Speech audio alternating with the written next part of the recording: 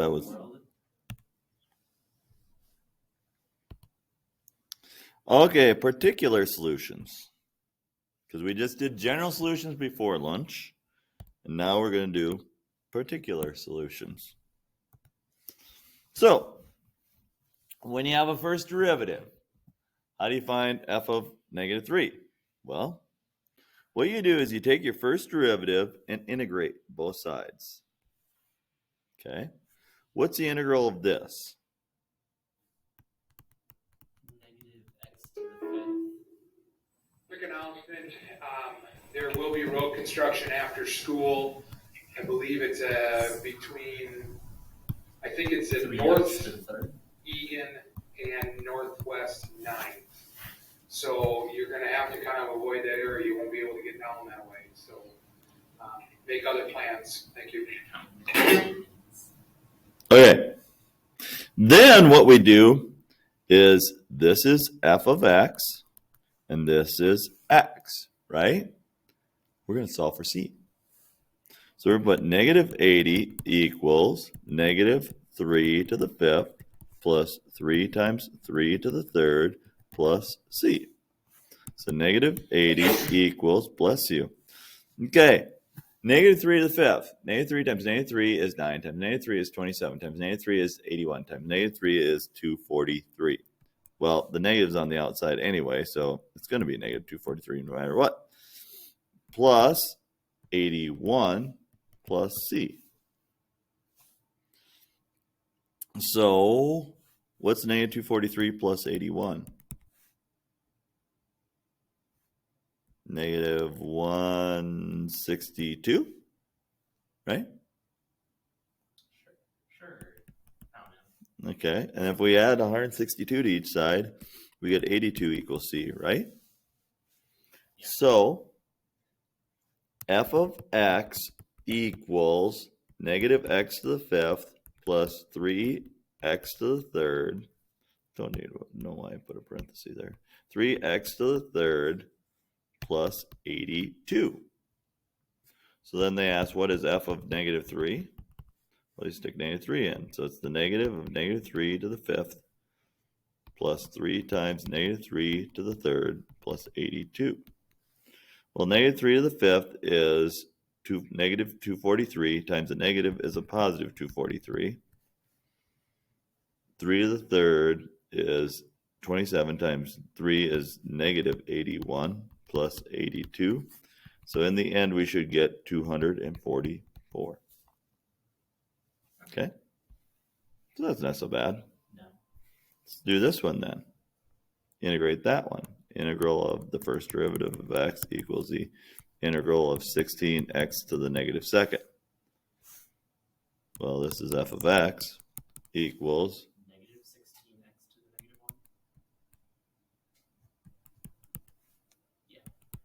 Yeah. Okay. Now, f of negative 2 equals 0. So 0 equals negative 16 over negative 2 plus c. So 0 equals 8 plus c. So c equals negative 8. So f of x equals negative 16 over x minus 8. If you put a 4 in there, f of 4 equals negative 16 over 4 minus 8, which equals negative 4 minus 8, which equals negative 12. Okay? Okay. Not quite as easy. The integral of f of x equals the integral of 4e to the x. And there's really a dx there on each side. So f of x equals what? 4e to the x plus c. So 16 plus 4e to the second equals 4e to the second plus c. So what's c? 16. Subtract 4e to the second from each side. So f of x equals 4e to the x plus 16. What's f of 0? What's e to the 0?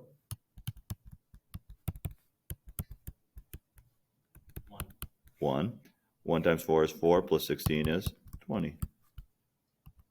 Ta-da.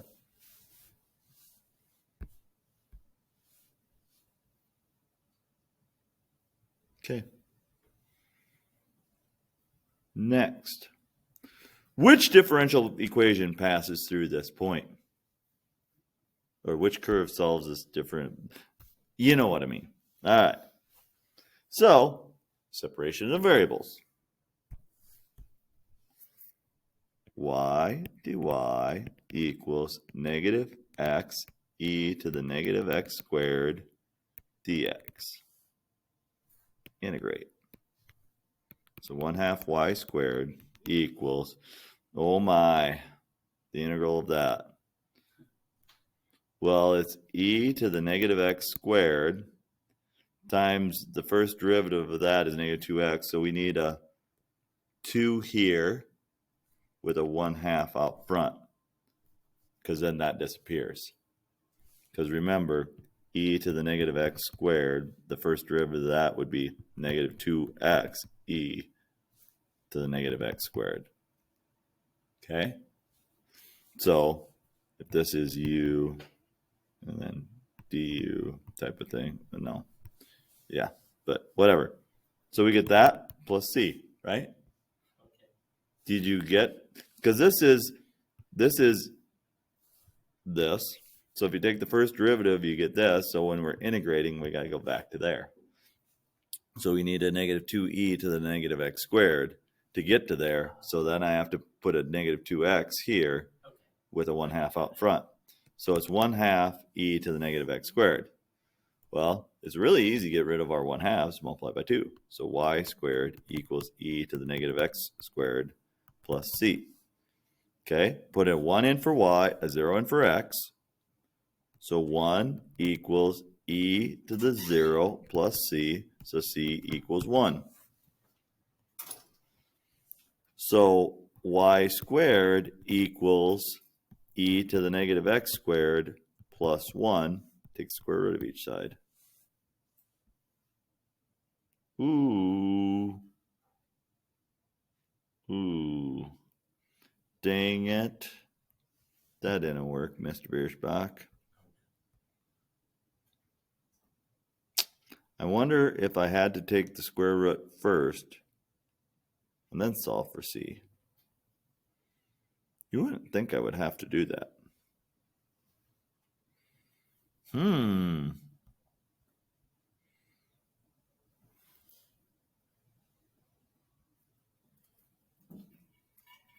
I wonder.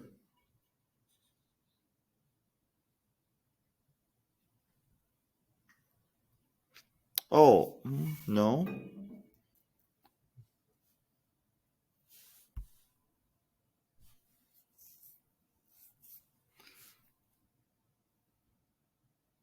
Because if we take this to the 1/2 power and we take this to the 1/2 power, it's like this or this, and it's looking more like this one because the e is not negative. I don't know. E to the 0. Oh, come on, Mr. Bierschbach. E to the 0 is 1. So c equals 0. I was going, what am I doing wrong? So yeah, we're good there. Because c equals 0. Woo! Because I thought e to the 0 was 0 for a second and it just canceled out. And that's why I was having a major brain malfunction. Okay, this one. Ew. How do we do this? Well, this is cosine of y.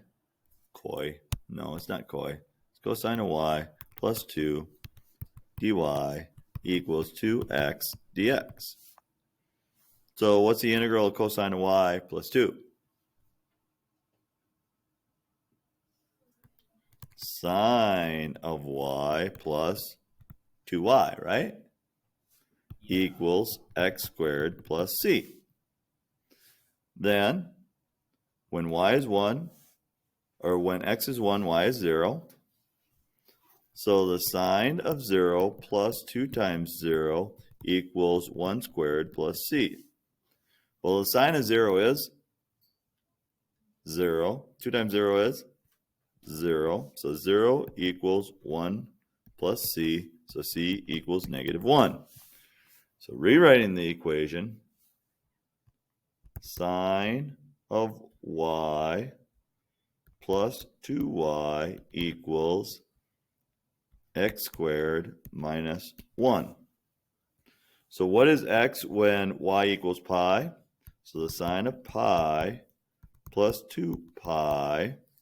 Now these are separate. It's not pi plus 2 pi. It's sine of pi plus 2 pi equals x squared minus 1. What's the sine of pi?